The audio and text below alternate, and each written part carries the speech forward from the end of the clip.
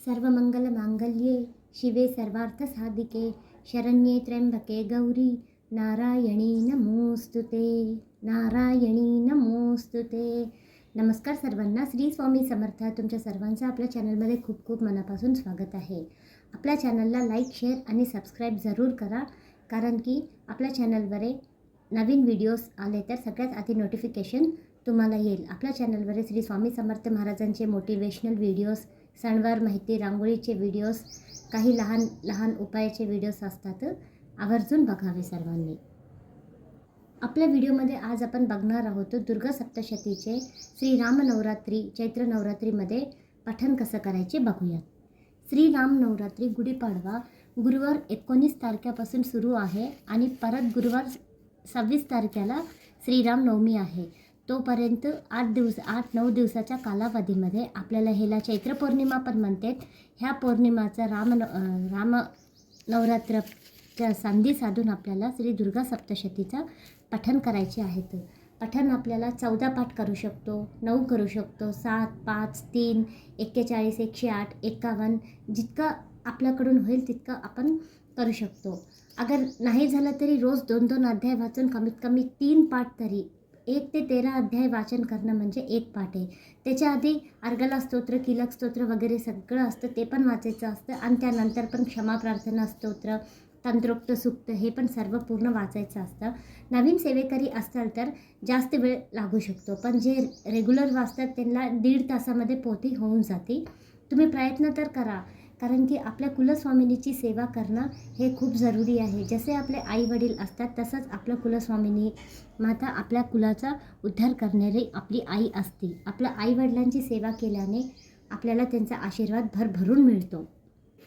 19 तारखेपासून ते 26 तारखेपर्यंत पारायण करायचंच आहे आपल्याला. यदा कदाचित त्या कालावधीमध्ये नाही जमलं तरी चैत्र पौर्णिमा म्हणजेच की 2 तारीख गुरुवारी एप्रिलपर्यंत पण तुम्ही 14 पाठ पूर्ण करू शकता. जसं की आपण शारदीय नवरात्रीमध्ये कोजागिरी पौर्णिमापर्यंत करतो ना, तसं आपण हे दुर्गा सप्तशतीचं पठण 19 तारीख गुढीपाडव्यापासून ते 2 एप्रिल गुरुवारपर्यंत आपण करू शकतो. अडचण वगैरे आली, मध्ये स्किप झालं तर अडचण संपल्यानंतर पण मागे पुढे 2-3 दिवस झालं तरी हरकत नाही. तुम्ही सेवा करू शकता. देवाला सांगायचं, मनोमन प्रार्थना करायची आणि आपल्याला सेवा कंटिन्यू ठेवायची आहे. सुतक वगैरे राहील तर तेवढे 14-15 दिवस झाल्यानंतर करू शकता सेवा. जास्तीत जास्त सेवा आपल्याला करायची आहे. नाही झालं तरी कमीत कमी 3 पाठ तरी आवर्जून करायचेच आहेत. 3 कशासाठी म्हणजे महालक्ष्मी, महाकाली, महासरस्वती असं म्हणतात. 3.5 शक्तिपीठपैकी आहे. आणि तसंच आपल्याला देवीचा महामंत्र पण आहे आपल्यापाशी, नवरणव मंत्र, ओम ऐं ह्रीं क्लीं चामुंडाय विच्चे. हे नवरात्रीची संधी साधून आपल्याला हा मंत्राचा जप पण रोज आपल्याला कमीत कमी 3 माळी करायचेच आहेत. एक महालक्ष्मी मातासाठी, एक महासरस्वती मातासाठी, एक राजराजेश्वरी मातासाठी. जसं की देवीचा जय जयकार करतो ना, त्याच्यामध्ये 3 देवीसाठी आपल्याला प्रत्येक देवीला 1-1 माळ. हे नवरणव मंत्रामध्ये 10 महाशक्त्यांचा आहे. खूप चमत्कारिक मंत्र आहे, खूप प्रभावी मंत्र आहे.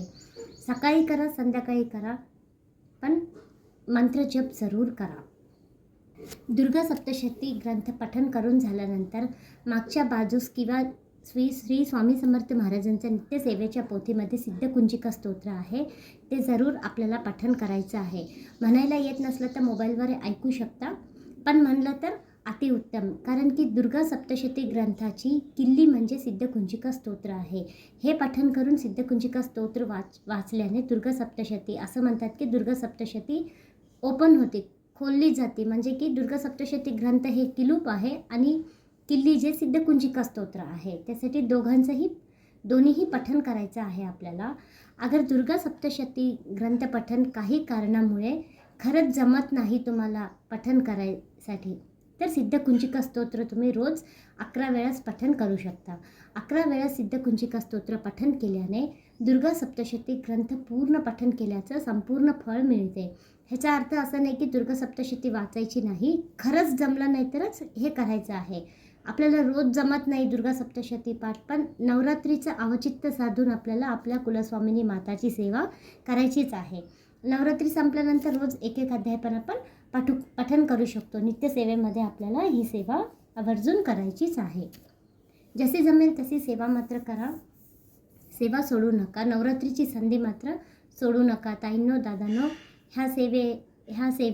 ह्या सेवेची संधीला सोनं करून घ्या आणि आपल्या कुलस्वामिनी माताचा आशीर्वाद प्राप्त करून घ्या. चला तर मग झालेली सेवा मी श्री स्वामी समर्थ महाराजांच्या चरणी आणि कुलस्वामिनी माताच्या चरणी रुजू करते. श्री स्वामी समर्थ.